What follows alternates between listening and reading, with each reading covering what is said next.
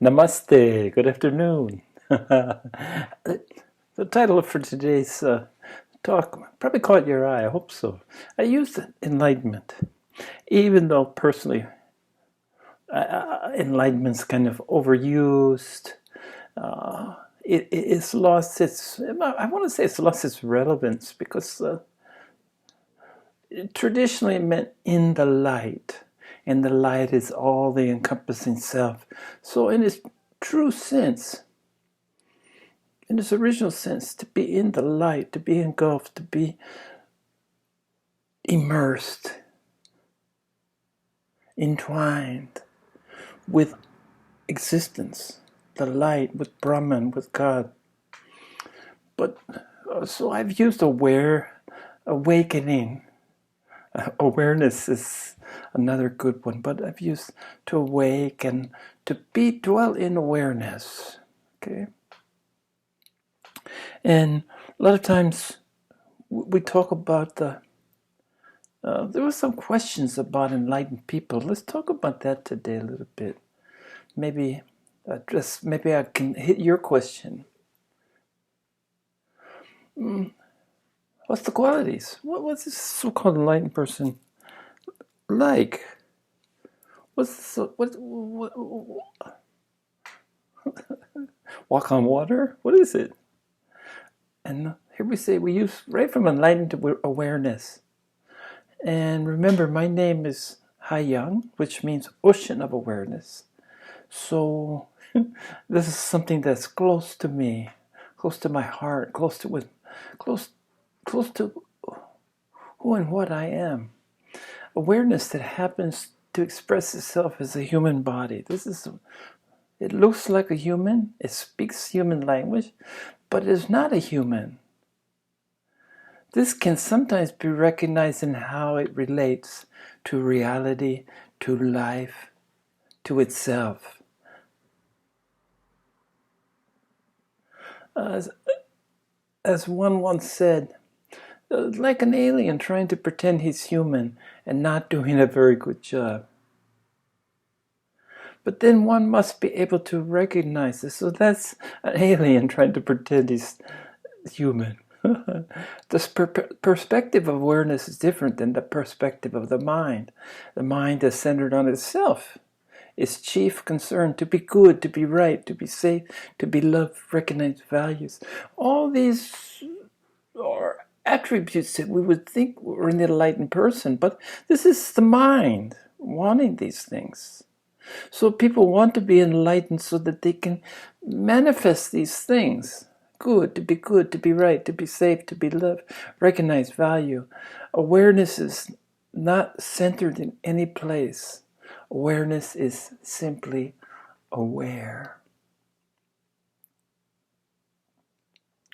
And how does a person become enlightened? Are they born into it?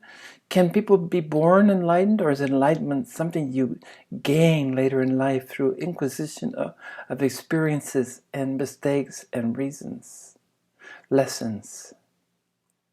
By the virtue of incarnating the human body, you are already an enlightened being. Hear that well.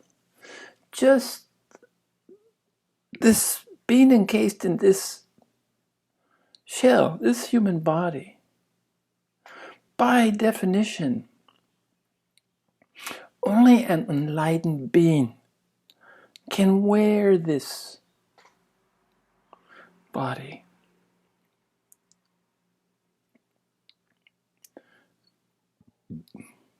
And the question becomes,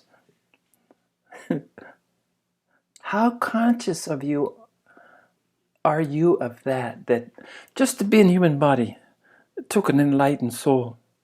We're born asleep in the sense that we're not aware of our the self, the oneness. We're not aware of that. We have to wake up from the dream. So this is one. The word journey is used often. I talk about my spiritual journey, but it's not a journey from place to place. as we normally think of a journey.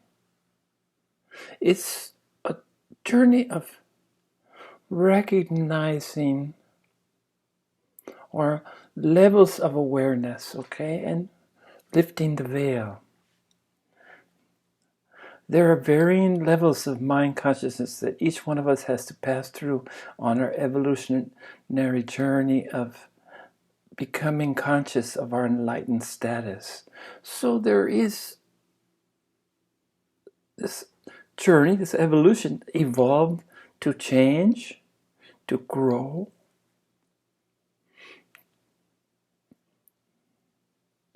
And this is what I was born knowing.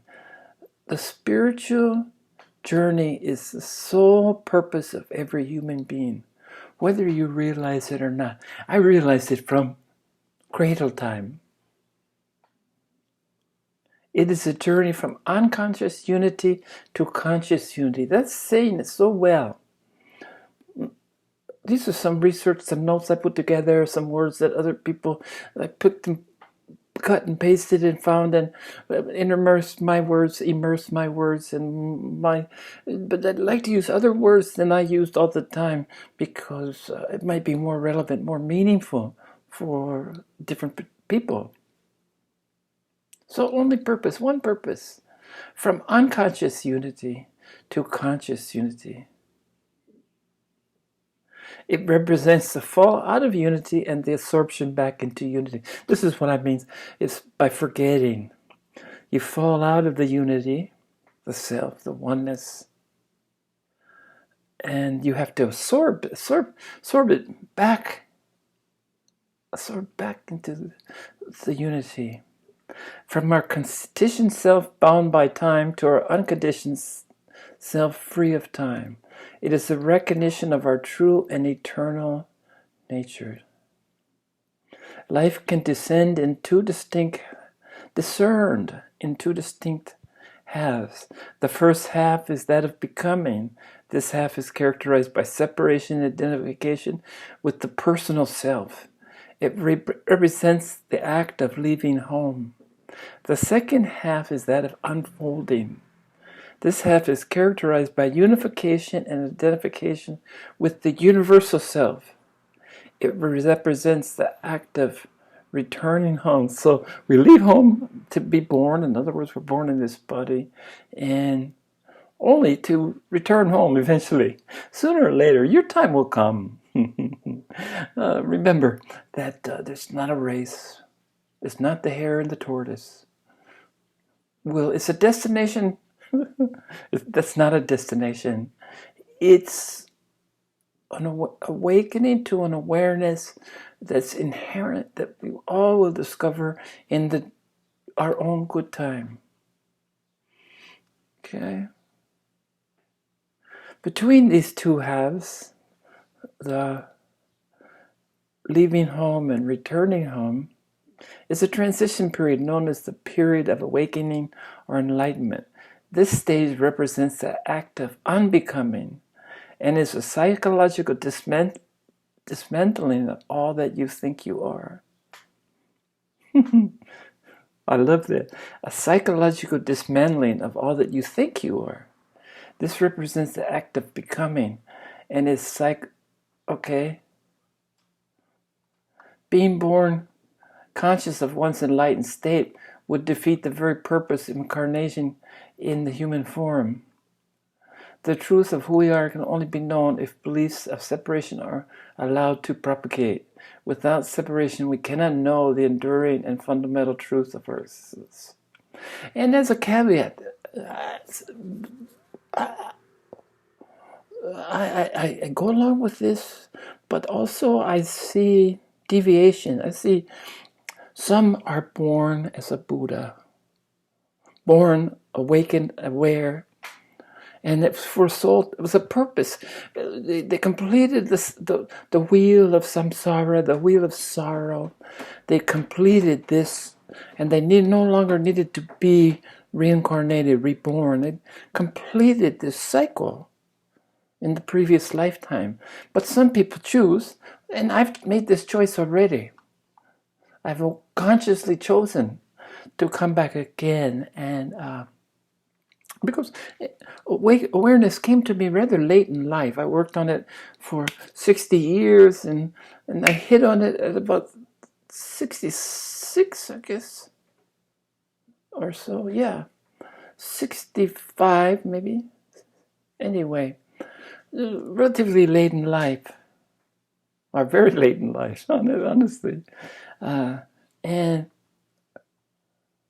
I've been fortunate enough to experience all three of these that I look over my shoulder, the green Buddha, the different levels of awakening, maturing into Buddhahood, and then the actual golden Buddha when the Buddha, historical Gautama, Sakyamuni, Siddhartha, actually comes into your body and sits with you. So I'm looking forward to that. And who knows if my tangent seems to be, I'm teaching now. I'm matured enough that I believe I have something to offer to teach to those that are available for me, those that resonate with my message, those that resonate with my being, those that are in my trajectory. And who knows whether it's a small group, but who knows the next lifetime. All I did is commit myself to the goal of doing my share to help all sentient beings return to grace. All sentient beings to become aware, to wake up.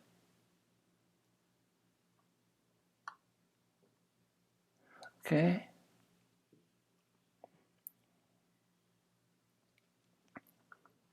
So, that's awakening. That's awareness. That's all there is. The rest is but a dream. Put the pieces together and you'll rest in